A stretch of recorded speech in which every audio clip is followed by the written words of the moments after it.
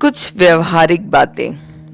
प्रभु द्वारा निपटाए जाने और अपने बुनियादी सबकों को सीख लेने के बाद हमारी आत्मा मुक्त होगी और हम अपनी आत्मा का उपयोग दूसरे भाइयों को छूने में कर पाएंगे और हम उनकी स्थिति जानेंगे। यहाँ हमें मनुष्यों को जानना सीखने में कुछ व्यवहारिक कदमों की चर्चा करनी चाहिए। दूसरों की आत्मा को छूने के लिए हमें उन्हें बोलने देना होगा।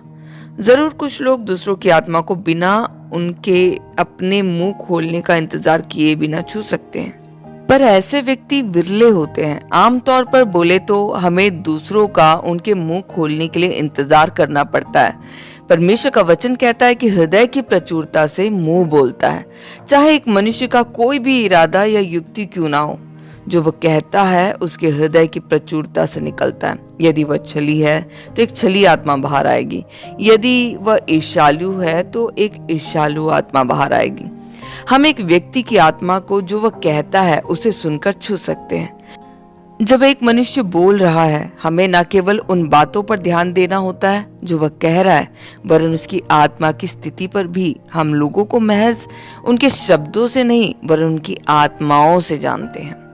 जब प्रभु यीशु यरूशलेम की राह पर थे और उनके दो शिष्यों ने सामरियों को उन्हें अस्वीकार करते देखा, उन्होंने कहा, प्रभु क्या आप चाहते हैं कि हम आदेश करें कि अग्नि स्वर्ग से उतरकर इन्हें भस्म कर दे? एक बार जब उन्होंने अपने मुंह खोले तो उनकी आत्माएं बाहर आ गईं। प्रभु ने कहा, तुम नहीं जानते कि तुम किस प्रकार की आत्मा हो। लूका 9:54-55। यहाँ प्रभु ने दिखाया कि एक व्यक्ति की आत्मा उसके शब्दों को सुनकर पहचानी जा सकती है। जैसे ही शब्द बाहर आते हैं, आत्मा उजागर हो जाती है। हृदय की प्रचुरता से मुंह बोलता है। हृदय की जो भी स्थिति हो, मुंह उसे प्रतिबिंबित कर देगा। दूसरों को सुनते समय हमें न केवल उनकी कहानी पर ध्यान देना चाहिए, वरन उनकी आत्मा पर भी। मान लीजिए दो भाई बहस कर रहे हैं और दोनों कहते हैं कि दूसरा गलत है। जब मामला हमारे सामने पेश किया जाए तो हमें इसके साथ कैसे निपटना चाहिए? जब बहस खड़ी हो गई तो केवल वे दो भाई उपस्थित थे। हम नहीं जानते कि क्या हुआ, पर जैसे ही वे अपने मुंह खोलते हैं तो हम कुछ पता कर सकते हैं। हम उनकी आत्माएं जान सकते हैं। मसीहों के बीच में गलत का न्याय तथ्य की गलतियों से नहीं वरन आत्माओं के विचलन से होता है। जब एक भाई अपना मुंह खोलता है तो हम ना बता पाए कि क्या वह तथ्यों के अनुसार गलत है, पर हम तुरंत बता सकते हैं कि क्या वह आत्मा में गलत है। वह औरों में झूठी निंदा करने का आरोप लगा सकता है, पर उसकी खुद की आत्मा गलत है।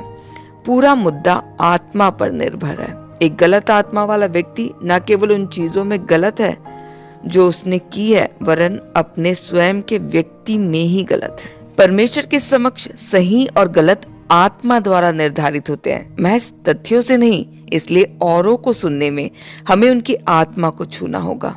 कलीसिया में बहुत सी समस्याएं आत्मा से संबंधित है, न कि तथ्यों से। यदि हम सब कुछ तथ्यों द्वारा आंकेंगे तो हम कलीसिया को एक और ही क्षेत्र में ले जाएंगे। हम आत्मा के क्षेत्र में हैं, न कि तथ्यों के क्षेत्र में।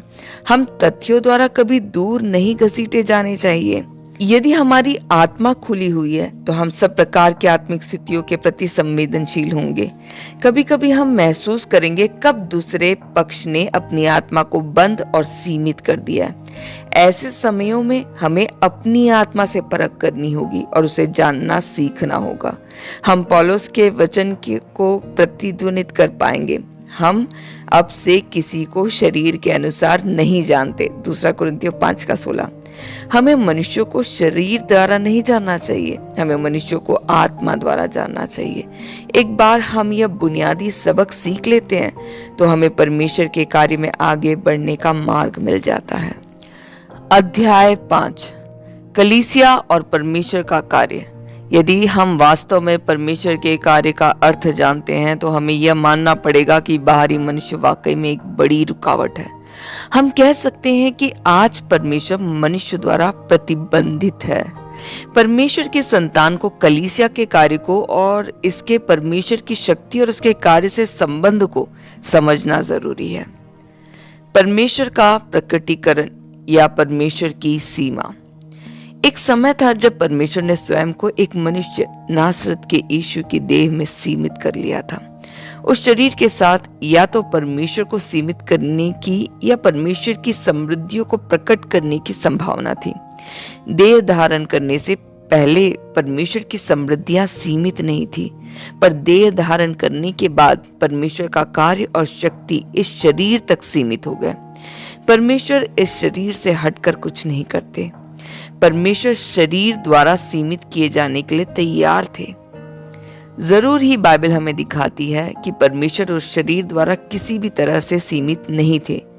वे परमेश्वर को सीमित कर दिए होते, पर उन्होंने नहीं किया। बदले उन्होंने परमेश्वर की समृद्धियों को एक पूर्ण तरीके से प्रकट किया। परमेश्वर की समृद्धि शरीर की समृद्धि बन गई। देह धारण के समय परमेश्वर ने स्वयं को शरीर में डाल दिया। आज परमेश्वर ने स्वयं को कलीसिया में रख दिया। उनकी शक्ति और कार्य कलीसिया में मिलते हैं। 400 समाचारों के समय परमेश्वर ने उस शरीर से हटकर कुछ भी नहीं किया। उनके सारे कार्य पुत्र को प्रतिबंध थे। इसी तरह से परमेश्वर ने अपने सारे कार्य कलीसिया को सौंप दिया है। वह कलीसिया से हटकर कुछ भी नहीं करता। परमेश्वर स्वतंत्र रूप से कार्य नहीं करते, वह अन्य रूप से कलीसिया के माध्यम से कार्य करते हैं। पेंतुकोस्त से लेकर आज तक परमेश्वर का कार्य सदैव कलीसिया द्वारा ही हुआ है। जैसे उन्होंने स्वयं को पूर्णतया, स्पष्टतया और अनारक्षित रूप से एक व्यक्ति मसीह को प्रतिबद्ध किया था, वैसे ही उन्होंने स्वयं को पूर्णतया, स्पष्टतया और अनारक्षित रूप से कलीसिया को प्रतिबद्ध किया है। परमेश्वर के समक्ष कलीसिया की जिम्मेदारी कितनी बड़ी है। कलीसिया परमेश्वर के कार्य को सीमित कर सकती है या परमेश्वर के मुक्त होने को सीमित कर सकती है। नासरत के यीशु परमेश्वर था, उसमें परमेश्वर प्रकट हुआ। उसने परमेश्वर को सीमित नहीं किया क्योंकि उसके अंदर और बाहर सब कुछ परमेश्वर द्वारा ले लिया गया था। उसकी भावनाएं परमेश्वर की भावनाएं थी, उसके विचार परमेश्वर के विचार थे। जब वह पृथ्वी पर थे तो वह अपनी इच्छा करने नहीं वरन उसकी इच्छा करने के लिए उतरे थे जिसने उन्हें भेजा था। यूहन्ना 6:38। पुत्र ने स्वयं से कुछ भी नहीं किया, उसने केवल वह किया जो उसने पिता को करते देखा। 5:19। उसने अपने आप से कुछ नहीं कहा, जो उसने पिता से सुना ये बातें उसने दुनिया को कही। 8:26। उनके अंदर हम एक ऐसे मनुष्य देखते हैं जिसमें परमेश्वर ने स्वयं को सौंप दिया था। परमेश्वर कह सकता था कि यह वचन का शरीर बनना था, परमेश्वर का पूर्ण तरीके से मनुष्य बनना। जब परमेश्वर अपना जीवन मनुष्यों को बांटना चाहता था तो वह आसानी से प्रत्युत्तर दे सका।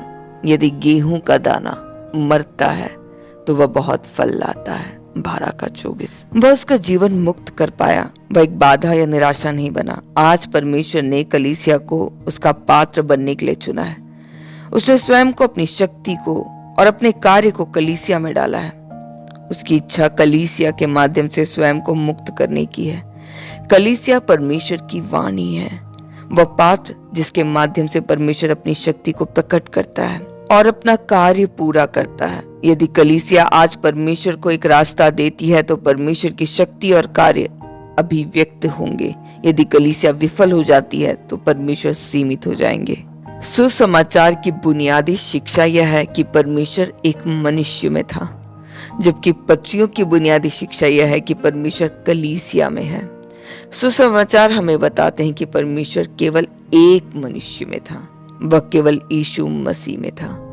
पत्रियां हमें दिखाती है कि परमेश्वर केवल कलीसिया में है, वह किसी संस्था या मंडली में नहीं है, वह केवल कलीसिया में पाया जाता है। हमारी आंखें इस महिमामय तथ्य को देखने के लिए खुल पाए। एक बार जब हमारी आंखें इस महिमामय तथ्य के लिए खुल जाएगी तो हम स्वतः ही अपनी ताक स्वर्ग की ओर उठाएंगे और कहेंगे, मेरे परमेश्वर, मैंने तुझे कैसे प्रतिबंधित किया है। जब सर्वशक्तिमान परमेश्वर मसीह में निवास करता था तब भी सर्वशक्तिमान था, वह किसी भी तरह से सीमित या कम नहीं हुआ था। आज परमेश्वर की आशा और लक्ष्य ये है कि कलीसिया में वह सर्वशक्तिमान सत्ता अनंत सत्य बना रहे। परमेश्वर स्वतंत्रता से स्वयं को कलीसिया में अभिव्यक्त करना चाहता है, जैसे वह मसीह में अभिव्यक्त हुआ था। यदि कलीसिया प्रतिबंधित है तो परमेश्वर प्रतिबंधित है। यदि कलीसिया शक्तिहीन है तो परमेश्वर शक्तिहीन है। यह एक बहुत गंभीर बात है। हम ऐसे वचन बहुत विनम्रता पूर्वक और आदर पूर्वक ही बोल सकते हैं। सीधे शब्दों में कहे तो हम में कोई भी बाधा परमेश्वर के लिए एक बाधा बन जाती है। हम में कोई भी सीमा परमेश्वर के लिए एक सीमा बन जाती है। यदि परमेश्वर कलीसिया के माध्यम से मुक्त नहीं होता तो उसके पास बढ़ते रहने का कोई रास्ता नहीं रहता। आज परमेश्वर का रास्ता कलीसिया में से है। पवित्र आत्मा का अनुशासन इतना महत्वपूर्ण क्यों है? प्राण का आत्मा से विभाजन इतना महत्वपूर्ण क्यों है? क्यों बाहरी मनुष्य आत्मा के अनुशासन संबंधी काम के द्वारा तोड़ा जाना जरूरी है? हमें यह कभी नहीं सोचना चाहिए कि यह महज व्यक्तिगत आध्यात्मिक उन्नति के बारे में है। यह महज व्यक्तिगत आत्मिक अनुभव की बात नहीं है। यह बहुत कुछ परमेश्वर के मार्ग और कार्य से संबंधित है। यह एक बड़ा मुद्दा है। क्या हमें परमेश्वर को सीमित करना चाहिए? क्या परमेश्वर को हमारे अंदर स्वाधीनता है? केवल जब हम निपटाए और तोड़े जाएंगे तो परमेश्वर हमारे अंदर पूर्ण स्वतंत्रता पाएंगे। यदि कलीसिया को परमेश्वर को एक मुक्त रास्ता देना है तो हमें उसकी वियुक्ति से गुजरना होगा और उसे हमारे बाहरी मनुष्य को तोड़ने देना होगा। इसके लिए सबसे बड़ी रुकावट हमारा बाहरी मनुष्य है। यदि बाहरी मनुष्य का मामला सुलझाया नहीं जाता है तो कलीसिया का परमेश्वर की नहर होने का मुद्दा कभी भी सुलझाया नहीं जा सकता। यदि हमारा बाहरी मनुष्य परमेश्वर के अनुग्रह से तोड़ा जाता है तो इसकी कोई सीमा नहीं है कि कैसे परमेश्वर हमें अपने कार्य के माध्यमों की तरह उपयोग करेगा।